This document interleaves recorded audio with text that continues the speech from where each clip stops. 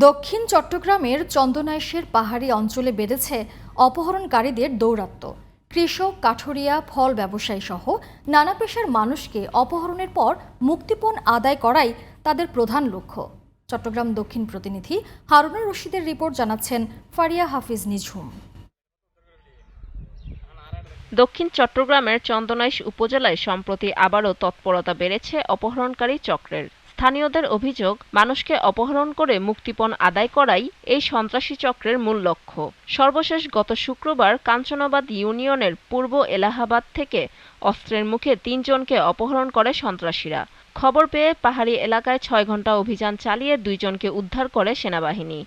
আমি আমার ভাইয়া আমার আব্বু হাত উপরে তুলছি। তো আমার ভাইকে বাঁধছে, আমার আব্বুকে বাঁধে নাই। আমাদেরকে এদিকে এদিকে এদিকে কোথায় নিয়ে গেছে আমরা কেউ জানি না।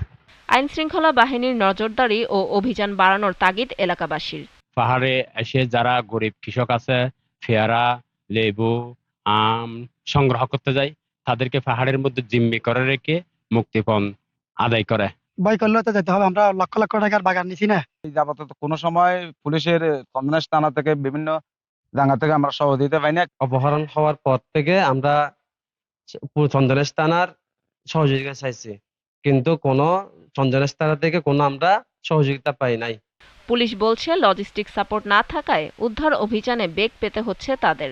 লজিস্টিক ফ্যাসিলিটিস বা ট্রেনিং ফ্যাসিলিটিস আমাদের আসলে পাহাড়ের ক্ষেত্রে নাই। এরপরেও আমরা সাথে সাথে সেনাবাহিনীকে জানিয়েছি, আমরা সাথে থেকে এই বিষয়টাতে যাতে তাদেরকে দ্রুত উদ্ধার করা যায় সেই ব্যাপারে আমরা দ্রুত ব্যবস্থা নেওয়ার চেষ্টা করি। ফারিয়া হাফিজ নিঝুম, জিটিভি নিউজ।